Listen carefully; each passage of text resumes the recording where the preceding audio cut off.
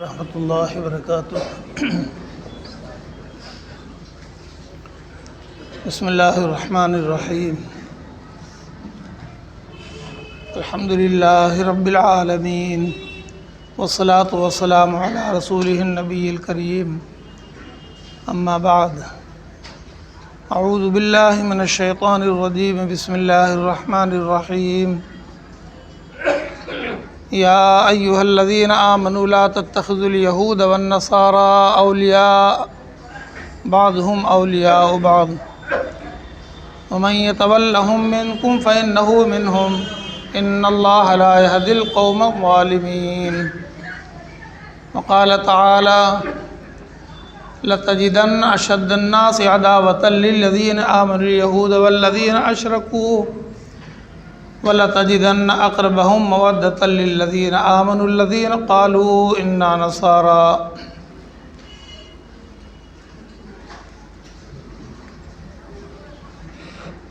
وقال النبي صلى الله عليه وسلم من تشبه بقوم فهو منهم، أو كما قال النبي صلى الله عليه وسلم۔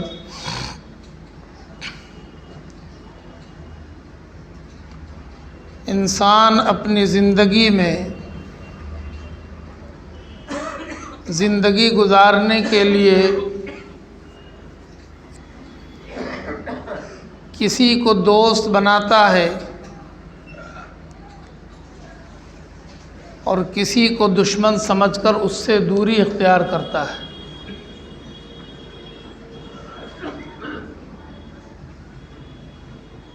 یہ فطری بات ہے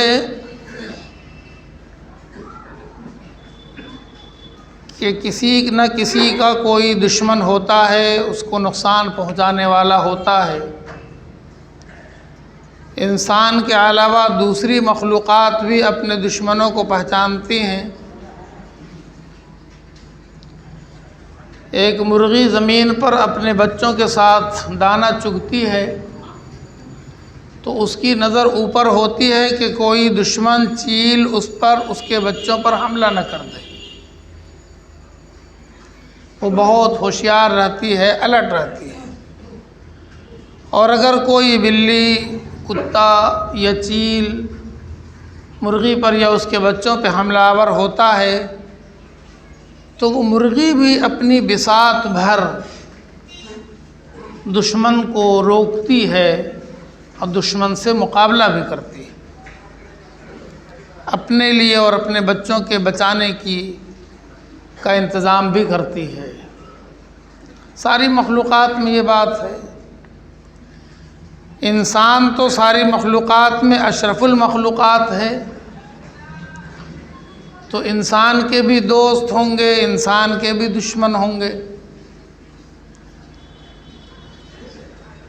انسان اپنے طور پر اپنے دوست اور دشمن کو پہچانتا ہے۔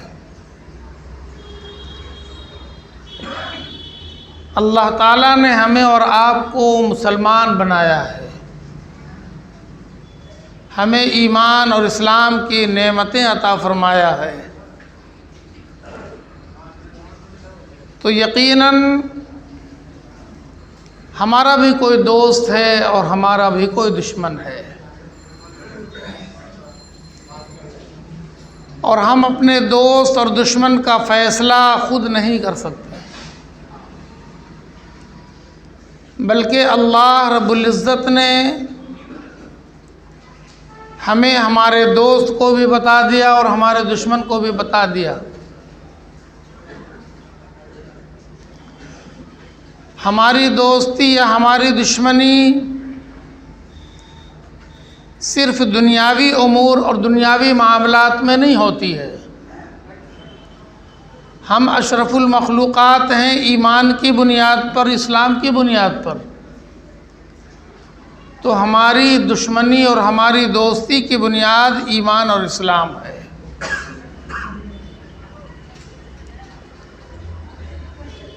اب دوست کا تعین بھی قرآن نے کر دیا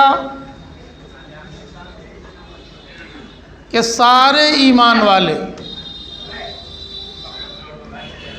جو کلمہ لا الہ الا اللہ محمد رسول اللہ پڑھتے ہیں، مانتے ہیں، اس پر چلتے ہیں۔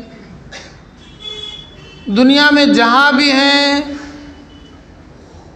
جس ملک میں ہیں، جس شہر میں ہیں، جس دیہات میں ہیں، جس شکل میں ہیں، جس رنگ میں ہیں، جس زبان میں ہیں، جس تہذیب میں ہیں، ان کے پاس ایک بنیاد ہے، لا الہ الا اللہ محمد رسول اللہ۔ تو فرمایا کہ یہ سارے کے سارے ایک دوسرے کے بھائی ہیں۔ یہ دوستی کی بنیاد قرآن پاک نے صاف کر دیا کہ ہر ایمان والے کی دوستی دوسرے ایمان والے سے ایمان کی بنیاد پر ہوگی۔ جب کلمہ پڑھ لیا تو ساری دشمنی ختم، اب سب ایک ہو گئے، ایک بنا بھی دیا اور ایک رہنے کا طریقہ بھی سکھا دیا۔ فرمایا کہ دو ایمان والا آپس میں اگر کسی بات پر رنجش ہو جائے، دشمنی ہو جائے، تو وہ اپنی دشمنی کو ختم کر دے۔ اگر فطری طور پر دشمنی ہو بھی گئی ہے تو وہ 3 دن گزرنے سے پہلے وہ دشمنی کو ختم کر دے اور دوستی کو بحال کر دے۔ 3 دن تک فطری طور پر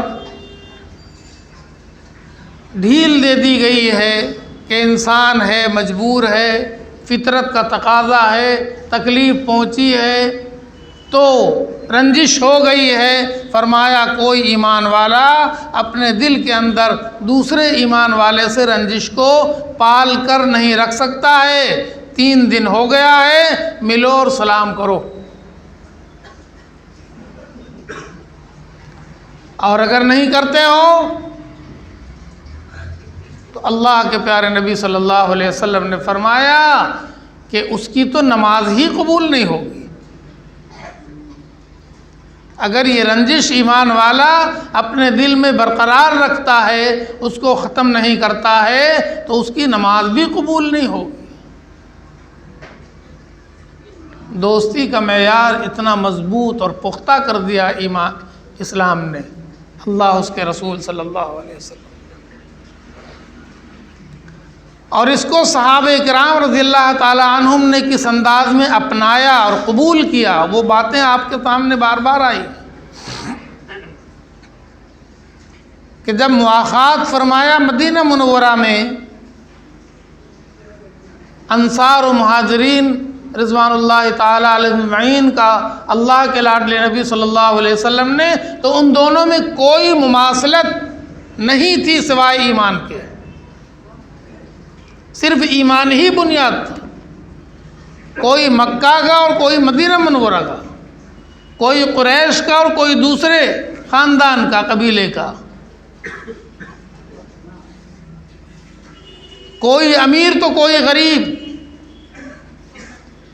اتحاد اور محبت کی بنیاد اگر دونوں کے درمیان تھی تو صرف کلمہ لا الہ الا اللہ محمد رسول اللہ۔ حضور نے ایک انصاری کا ہاتھ پکڑا، ایک مہاجر کا ہاتھ پکڑا، دونوں کو ملا دیا، کہا تم دونوں بھائی بھائی جاؤ، بھائی بھائی۔ اس کو مواخات کہا گیا سیرت کی کتابوں میں، باضابطہ عنوان ہے مواخات، بھائی چارہ قائم فرمایا۔ تو انصاری صحابی نے مہاجر بھائی کو اپنے گھر لے جا کر کہہ دیا کہ تم میرے سگے بھائی سے زیادہ قیمتی بھائی ہو۔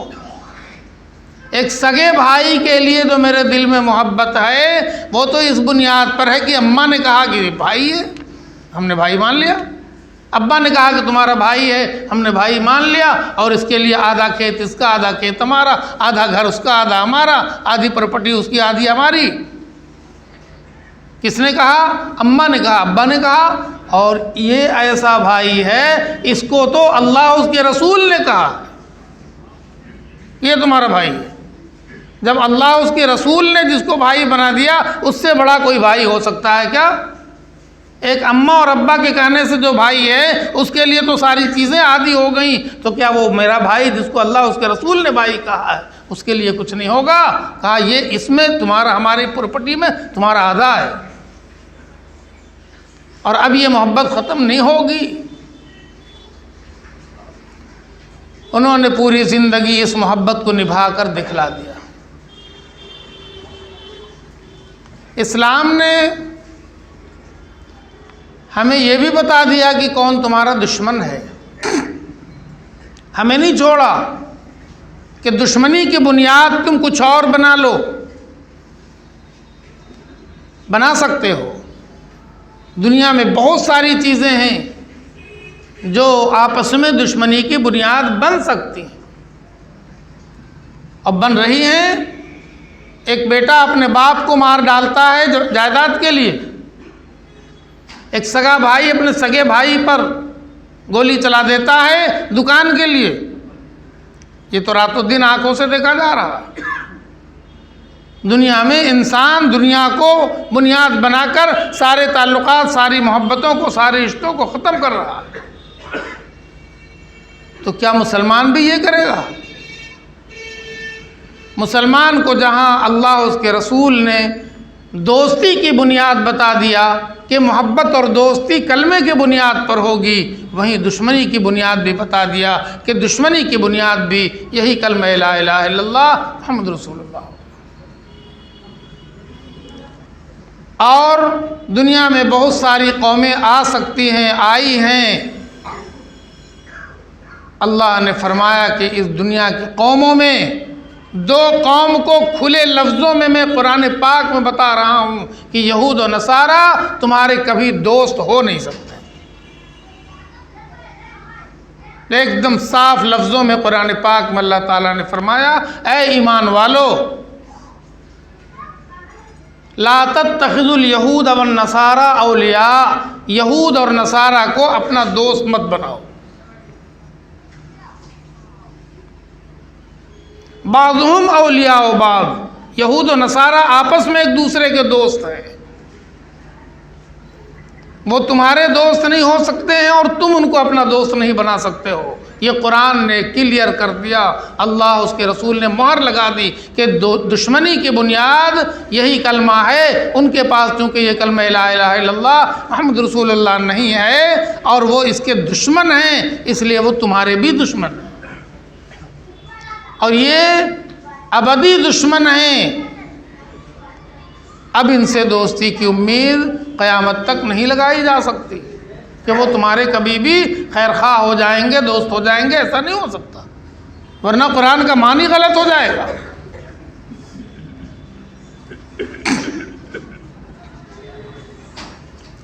اور فرمایا وَمَن يَتَوَلَّهُم مِّنكُمْ فَإِنَّهُ مِنْهُمْ، ڈرنے کی بات ہے، جو ان سے دوستی کرے گا وہ انہی کے ساتھ ہو جائے گا۔ وَمَن يَتَوَلَّهُم مِّنكُمْ فَإِنَّهُ مِنْهُمْ، ہو سکتا ہے کہ کل چونک جائے حشر کے میدان میں کہ اللہ تعالیٰ مجھے ان کے ساتھ کیوں کھڑا کیا گیا؟ اللہ فرمائیں گے دوستی کی بنیاد پر۔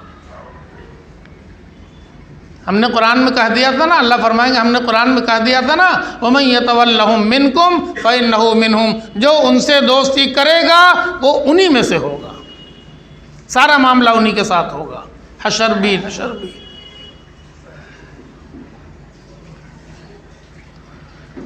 ایک جگہ ارشاد فرمایا، اسی سورہ مائدہ میں ہے، لَتَجِدَنَّ أَشَدَّ النَّاسِ عَدَاوَةً لِلَّذِينَ آمَنُوا الْيَهُودَ وَالنَّصَارَى، تم پاؤ گے، ضرور پاؤ گے، سب لوگوں میں سب سے زیادہ سخت ایمان والوں کا دشمن یہود ہوگا اور مشرک ہوگا، وَالَّذِينَ أَشْرَكُوا لَتَجِدَنَّ أَشَدَّ النَّاسِ عَدَاوَةً لِلَّذِينَ آمَنُوا الْيَهُودَ وَالَّذِينَ أَشْرَكُوا، جو شرک کرتے ہیں، بت پرستی کرتے ہیں، ہزاروں خداؤں کو مانتے ہیں، شرک کرنے والے اور یہود، ان دونوں کو پہچان لو، ان کو تم ضرور عداوت اور دشمنی میں اور سب قوموں کے مقابلے میں سخت پاؤ گے۔ لَتَجِدَنَّ أَشَدَّ النَّاسِ عَدَاوَةً لِلَّذِينَ آمَنُوا الْيَهُودَ وَالَّذِينَ أَشْرَكُوا۔ یہ تو قرآن پاک کی تفصیلات تھیں جو آپ کے سامنے پیش کی گئیں۔ سرکار دو عالم محمد مجتبیٰ محمد مصطفیٰ رسول اللہ صلی اللہ علیہ وسلم کو چونکہ اور صحابہ کرام کو چونکہ اور اسلام کو بھی شروع سے انہی یہود و نصارہ کا مقابلہ رہا ہے اور دشمنی رہی ہے، مشرکین یہود و نصارہ ان سے، اور یہود نے پورے 23 سال تک 23 سال ہی اسلام کو فروغ حاصل ہوا ہے۔ سرکار دو عالم صلی اللہ علیہ وسلم کے حیات مبارکہ میں پورے 23 سال تک یہود و نصارہ نے اسلام کے چراغ کو بجھانے کی ساری کوششیں کر دیں۔ سرکار دو عالم رسول اللہ صلی اللہ علیہ وسلم کو نعوذ باللہ قتل کرنے کی جتنی سازشیں ہو سکتی تھی سب کر دیا، زہر تک دیا کھانے میں، پہاڑ پر سے چٹان گرانے کا انتظام کر لیا، اور مشرکین نے تو نوجوانوں کو مکہ مکرمہ میں لگا دیا گھر کے چاروں طرف کی، بس صبح نکلے اور کام تمام کر دیا۔ دشمنی کی جتنی حدیں تھیں سب پار کر دیا۔ آج یہ امت اسی قوم سے دوستی کر رہی ہے، جس قوم نے اللہ کے نبی کو، اللہ کے دین کو، سارے مسلمانوں کو نعوذ باللہ من ذالک ختم کر دینے کی ساری ترکیبیں کی ہوں، وہ کبھی ہمارا آپ کا دوست ہو سکتا ہے؟ اس سے کبھی ہمدردی کی، محبت کی امید رکھی جا سکتی ہے؟ سرکار دو عالم رسول اللہ صلی اللہ علیہ وسلم کی پیشین گوئیاں اور ارشادات بہت ڈرانے کی چیزیں ہیں۔ حضور پاک صلی اللہ علیہ وسلم جیسے آج کے زمانے کو 1500 سال پہلے آنکھوں سے دیکھ رہے تھے اور فرما رہے تھے کہ ایسا ہوگا جیسا آج ہے، وہ 1500 سال پہلے بتا رہے تھے کہ ایسا ہوگا۔ فرمایا، حضرت ابو سعید خدری رضی اللہ تعالیٰ عنہ کی روایت ہے، حضور پاک صلی اللہ علیہ وسلم نے فرمایا کہ تم ضرور بھی ضرور ان کی نقل کرو گے، بالشت در بالشت، ہاتھ در ہاتھ، اور فرمایا یہاں تک کہ اگر وہ گو کے بل میں گھسنا چاہیں گے تو تم بھی گھسو گے۔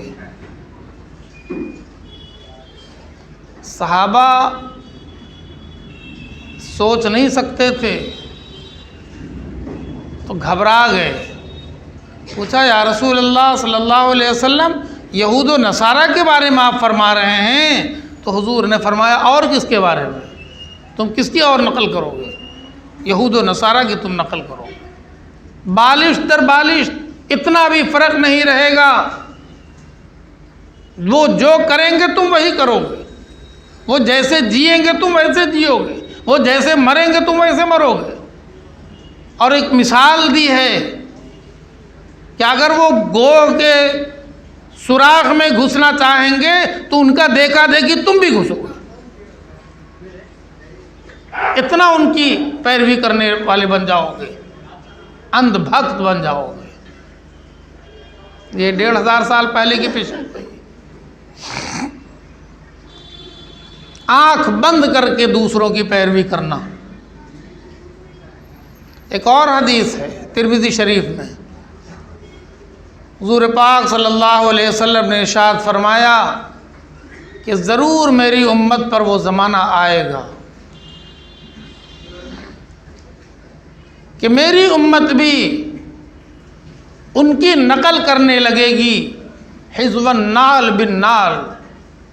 حزب النال بالنال کہتے ہیں، مثال کے طور پر عربی میں بولتے ہیں دو چیزیں بالکل ایک جیسی ہو جائیں، ایک طرح ایک سائز کی ہو جائیں تو اس کو کہتے ہیں، جیسے دونوں جوتا دو ہوتا ہے دونوں پیر میں پہننے کا، اس کو یوں ملا دیجئے تو برابر برابر ہوتا ہے، ایسا نہیں کہ ایک چوڑا ایک پتلا، ایک لمبا ایک چھوٹا، ایسا نہیں، دونوں جوتا ایک دم ایک سائز کا، ایک طرح کا دونوں کو ملا، حزب النال بالنال اسی کو کہتے ہیں کہ ایسی برابری جیسے دو جوتوں کی برابری ہوتی ہے، میری امت ان کی نقل کرے گی حزب النال بالنال، بالکل انہی کی طرح، سب کچھ انہی کی طرح، ذرا سا بھی فرق نہیں ہوگا میری امت کی زندگی میں اور ان کی زندگی میں۔ اللہ اکبر۔ اور حضور پاک صلی اللہ علیہ وسلم نے کتنے درد کے ساتھ آگے جو مثال بیان فرمایا ہے وہ بہت رونے اور ڈرنے کی بات ہے۔ فرمایا حتیٰ کہ ان میں سے اگر کوئی اپنی ماں کے ساتھ علل اعلان سب کے بیچ میں بدکاری کرے گا تو میری امت کا انسان بھی ان کا دیکھا دیکھی ویسا ہی کر لے گا۔ یہ ترمذی شریف کی حدیث۔ اللہ سب کی حفاظت فرمائے۔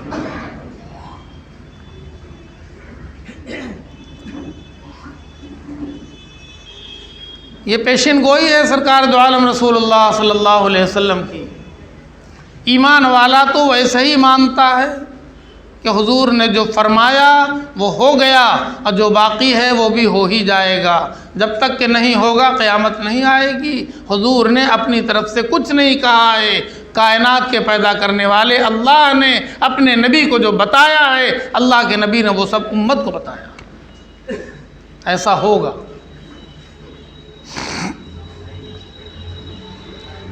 اور اللہ کے نبی صلی اللہ علیہ وسلم نے امت کو بتا دیا کہ ہمیں اللہ تعالیٰ نے تمہارے لیے لائف ماڈل بنایا ہے نا۔ لقد کان لکم فی رسول اللہ اسوۃ حسنہ، بے شک سرکار دو عالم رسول اللہ صلی اللہ علیہ وسلم کی حیات مبارکہ میں تمہارے لیے زندگی گزارنے کا بہترین نمونہ موجود ہے، بہترین نمونہ، اسوۃ حسنہ۔ ایسا بہترین ماڈل تمہیں دنیا میں کہیں کچھ ملے گا نہیں۔ جو اللہ نے تمہارے لیے اپنا ماڈل بنا دیا اللہ کے نبی صلی اللہ علیہ وسلم کو، اب ان کے طرز زندگی کو اپنا لو، عزت پا جاؤ گے، کامیاب ہو جاؤ گے۔ اپنے نبی کے طریقے کو چھوڑ کر تم دنیا کے کسی طریقے میں کبھی بھی عزت نہیں پا سکتے ہو، اور خوشحالی نہیں پا سکتے ہو، کامیابی نہیں مل سکتی۔ یہ اسوہ حسنہ ہے سرکار دو عالم صلی اللہ علیہ وسلم کا حیات مبارکہ۔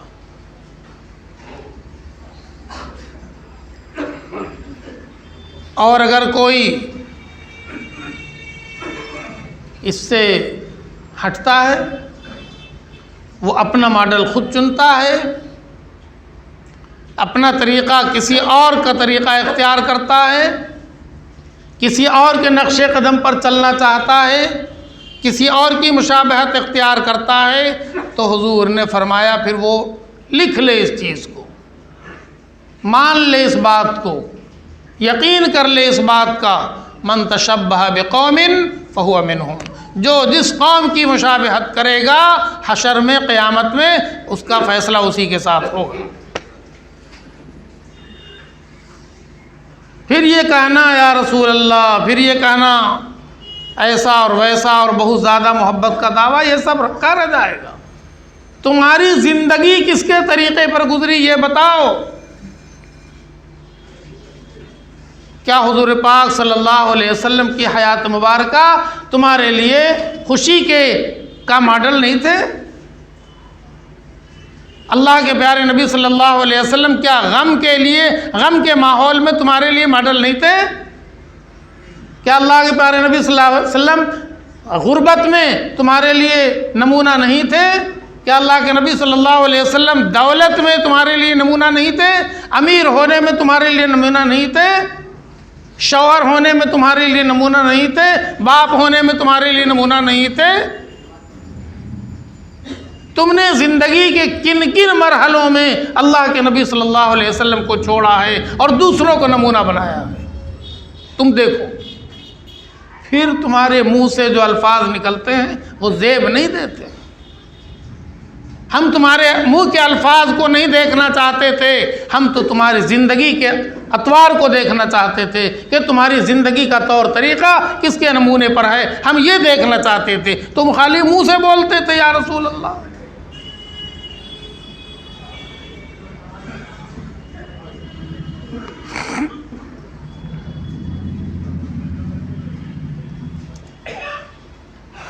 ہمارے نوجوان اپنی لائف بدلنے کی کوشش کریں. دیکھو، خطرے کی گھنٹی کوئی کان سے سنتا ہے، اگر کان ہوگا تو لوگ سنیں گے، سن چکے ہوں گے. ایمان والا تو اپنے دل کے کان سے خطرے کی گھنٹی کو محسوس کر لیتا ہے. ایمان والا اس کان کا محتاج نہیں ہوتا، اس آنکھ کا نہیں محتاج ہوتا. ایمان والا تو اپنے دل کے گھنٹی کو محسوس کرتا ہے. کیا ابھی ایمان والوں کو پتہ نہیں ہے کہ ان کی بربادی کی گھنٹی بج چکی ہے؟ تو سمجھ جاؤ، اپنے ایمان کی حفاظت کر لو. بس ایمان کی حفاظت ہو گئی تو سب کچھ سلامت. ہمارا جو دشمن، جس کو قرآن پاک میں دشمن قرار دیا گیا ہے، کہا گیا ہے، وہ ہو سکتا ہے کہ ہمارے جان کے پیچھے نہ پڑے، لیکن وہ ہمارے ایمان کے پیچھے تو ہمیشہ پڑے گا. اس کو دشمنی ہمارے ایمان سے ہے، ہماری جان سے نہیں ہے، ہمارے ایمان سے ہے. اور اس نے ہمارے اندر سے ایمان کو نکالنے کی ساری ترکیبیں کر لیا ہے، اور ہم بک چکے ہیں ان کے ہاتھوں پر، ہم گرمی ہو چکے ہیں ان کے ہاتھوں پر.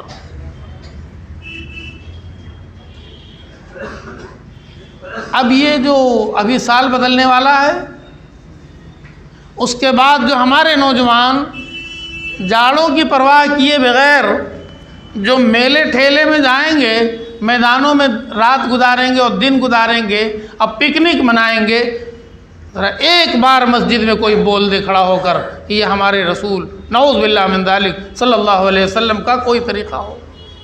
اس لیے ہم کرتے ہیں. اور میں کہہ رہا ہوں ڈنکے کے چوٹ پر کہ یہ سب کا سب یہود و نصارہ کی نقل ہے، یہ ان کا دن ہے، یہ وہ چاہے جو کریں، ہمیں ان کی نقل آج کرنا تھوڑا. یہ 1 جنوری کو ہم کس کی نقل کرتے ہیں؟ یہ ہزاروں ہزار کی تعداد میں مسجدوں میں تو چند افراد نہیں نظر آتے، اور میدانوں میں یہ ہزاروں کی تعداد میں نظر آئیں گے. مسجدوں میں آنے کے لیے تو ان کی جان کی پرواہ کہ جاڑا بہت ہے مر جائیں گے، اور یہ جو میدانوں میں جا کر رات رات کو بیٹھے رہتے پکنک مناتے ہیں، ان کو اپنے جان کا خطرہ نہیں. ایمان لٹ رہا ہے. تم جان بھی بچا لو گے تو کیا بچاؤ گے؟ ایمان تو لٹ گیا وہاں پر. جب تم نے غیروں کی نقل اتار لیا تو ایمان کہاں سلامت رہا پھر؟ میں کسی پہ کفر کا فتویٰ نہیں دے رہا ہوں، شرک کا بھی فتویٰ نہیں دے رہا ہوں، لیکن وہ سوچ لے کہ کس کی نقل اتار رہا ہے. اور ایک ہی چیز تو نہیں ہے جس پر آدمی اکتفا کر لے. اب تو ہماری زندگی کا ہر عمل ہو بہو ان کی نقالی ہے.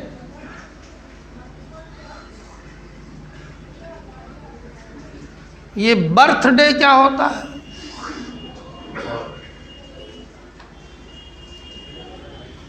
اتنا ڈوبے گا یہ قوم، اتنا ڈوبے گی یہ قوم، اتنا گرے گی کسی نے تصور بھی نہیں کیا ہوگا. جب 12 ربیع الاول کو یہ لمبا لمبا رنگ برنگا کپڑا، کرتا چولا جھولا پہن کر کے او یا رسول اللہ برتھ ڈے، یا رسول اللہ birthday, happy birthday یا رسول اللہ کا نعرہ لگتا ہے، کیک کاٹا جاتا ہے، جھوما جاتا ہے، یہ کس کی نقل ہے؟ آج اگر اللہ کے نبی رسول اللہ صلی اللہ علیہ وسلم سرزمین مدینہ منورہ میں ہوتے تو وہاں سے تلوار لے کر آتے اور جہاد کرتے. ان سے دیہات کرتے جنہوں نے 12 ربیع الاول کو ہیپی برتھ ڈے یا رسول اللہ کا، ان سے دیہات کرتے، ان کی گردنوں کو اڑا دیتے اللہ کے نبی صلی اللہ علیہ وسلم۔ ڈر بھی نہیں لگتا ہے کہ خدا کا عذاب آ جائے گا، اللہ کے نبی کا یہ مذاق اڑایا جا رہا۔ ابھی تک تو اپنے بچوں کے ساتھ اپنے گھر میں ہیپی برتھ ڈے کرتے تھے، ہیں؟ سارے بچوں نے سیکھ لیا، سارے بچوں نے جان لیا، اب شور مچانے لگے آج ہمارا برتھ ڈے، آج ہمارا برتھ ڈے۔ کیا برتھ ڈے؟ یہ 1 جنوری اور یہ ہیپی جنوری اور یہ اور وہ ہیپی ڈے اور کیا کیا ہے۔ اصل میں ہے کہ عقل ماری گئی ہے، اصل میں ہے کہ عقل ماری گئی ہے۔ ہمیں تو شعور ہی نہیں رہا کہ ہم کس بات کی خوشی منا رہے ہیں اور کس بات کا غم منا رہے ہیں۔ ایک انسان کی زندگی کے 60 سال میں 1 سال کم ہو گیا وہ خوشی منا رہا ہے۔ اس سے بڑا پاگل پن کچھ نہیں ہو سکتا۔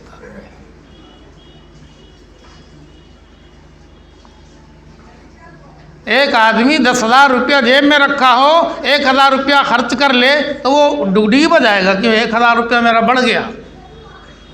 بڑھ کہاں گیا؟ وہ تو گھٹ گیا۔ تو اتنی بھی عقل نہیں۔ 60 سال مانگ کے لائے تھے اللہ تعالیٰ کے یہاں سے، 1 سال گزرا تو گھٹ گیا، پھر 1 سال گزرا تو وہ بھی گھٹ گیا، اب 2-4 سال بچا ہوگا اللہ جانتے ہیں، تو خوشیاں منا رہے ہیں۔ خدا نخواستہ کب کہاں پر کیا ہو جائے، ایکسیڈنٹ ہو جائے کہ حادثہ ہو جائے کہ آگ لگ جائے کہ کیا ہو جائے، تو یہ خوشی منانے کی بات ہے۔ استغفر اللہ ربی من کل ذنب واتوب الیہ۔ زندگی کا 1 سال گھٹ جائے تو اسے سوچنا چاہیے کہ ہم نے اس 1 سال میں اپنی دنیا کے لیے تو اتنا کر لیا کہ ہم نے اتنا لاکھ روپیہ کما لیا، اتنا کاروبار کو بڑھا لیا، ہم نے اپنے آخرت کے لیے کیا کیا کیا ہے اس سال کے اندر، یہ حساب لگا لینا چاہیے۔ اور پھر اگلے سال کے لیے اپنے آپ کو تیار کرنا چاہیے کہ اے اللہ تعالیٰ ہم سے غلطی ہو گئی کہ اس 1 سال میں ہم نے اپنے آخرت کے لیے کچھ نہیں کیا ہے، آپ سے ہم توفیق مانگتے ہیں، آپ ہمیں توفیق دے دیجئے۔ اب زندگی کے جتنے سال بچے ہیں، جتنے ہفتے، جتنے مہینے اور دن بچے ہیں، اے اللہ ہر دن میں، ہر ہفتے میں، ہر مہینے میں ہم کچھ اپنے آخرت کے لیے کر لیں۔ اللہ تعالیٰ سے یہ بھیک مانگنا چاہیے، توفیق بھی اللہ تعالیٰ ہی دیتے ہیں۔ اپنی زندگی کا حساب لگاتے رہنا چاہیے۔ بتایا گیا حاسبوا قبل ان تحاسبوا، اپنی زندگی کا حساب، اپنے اعمال کا حساب یہاں کر لو اس سے پہلے کہ تمہارا حساب وہاں ہو جائے۔ وہاں تو پائی پائی کا حساب ہوگا، وہاں تو ایک ایک دن کا حساب ہوگا، اس سے پہلے اپنا حساب کر لو۔ یہ ہیپی برتھ ڈے اور نیا سال مبارک مبارک مبارک، اچھا مبارک۔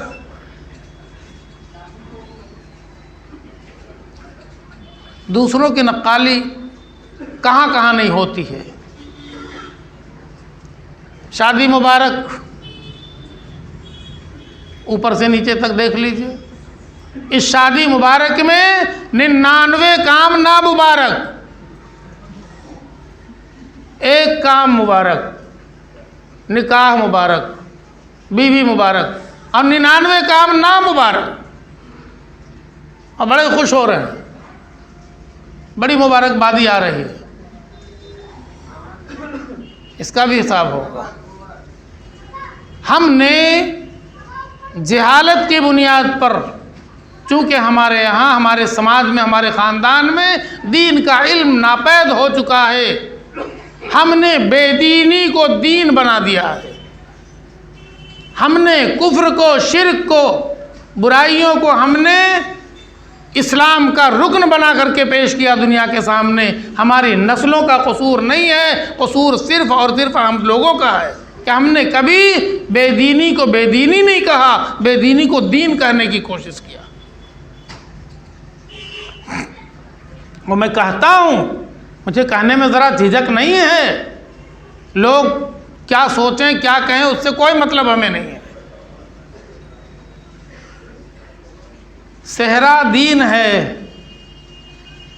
جو نوشہ کے سر پہ باندھا جاتا ہے اور لڑکی کے لیے بھی اندر بھیجا جاتا ہے شادی مبارک میں کہ اس کو صحرا پہنا دو، یہ وہاں سے آیا ہے، ابھی تو نکاح بھی نہیں ہوا، ابھی رشتہ ہی قائم نہیں ہوا، ابھی غیروں کا کپڑا بھی بدن پہ چڑھایا جا رہا، غیروں کا صحرا بھی سر پہ باندھا جا رہا ہے، جائز ہے؟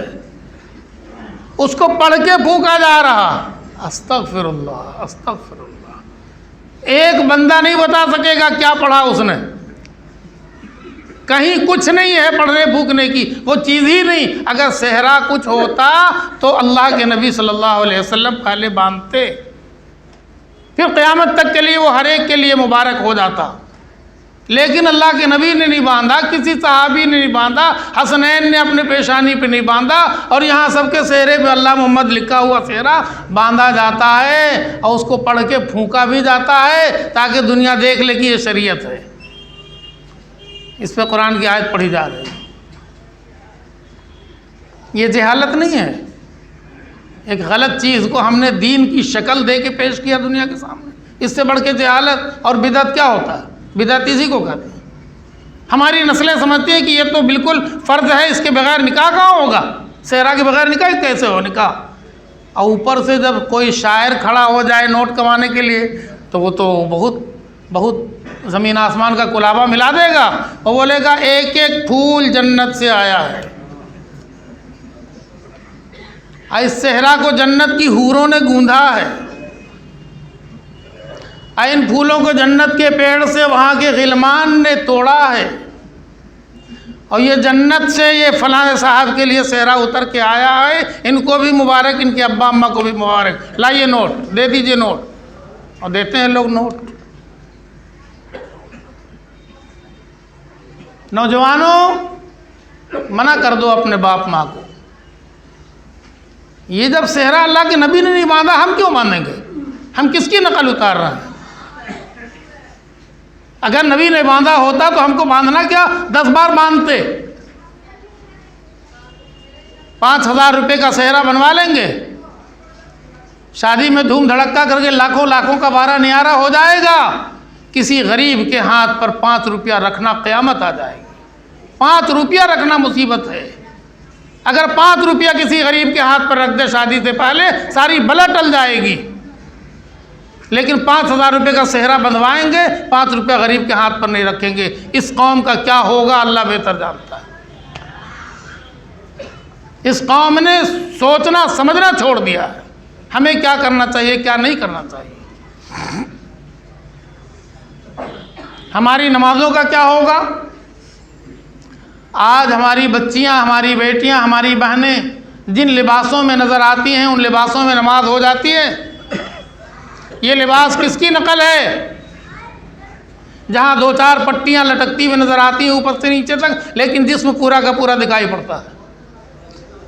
2-4 پٹیاں 6-6 انچ کی 4 طرف لٹکتی رہتی ہیں، ہوا میں اڑتی رہتی ہیں، اور جسم پورا دکھائی پڑتا ہے، اور اوپر سے غضب یہ ہے کہ اب نیٹ والا کپڑا آ گیا ہے۔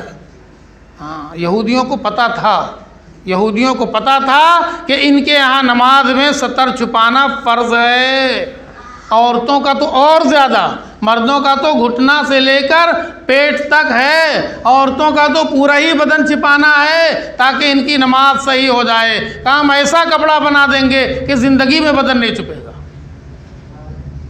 ہم ایسا نیٹ والا کپڑا لائیں گے کہ فل آستین ہوگا اور فل کھلا ہوا ہوگا۔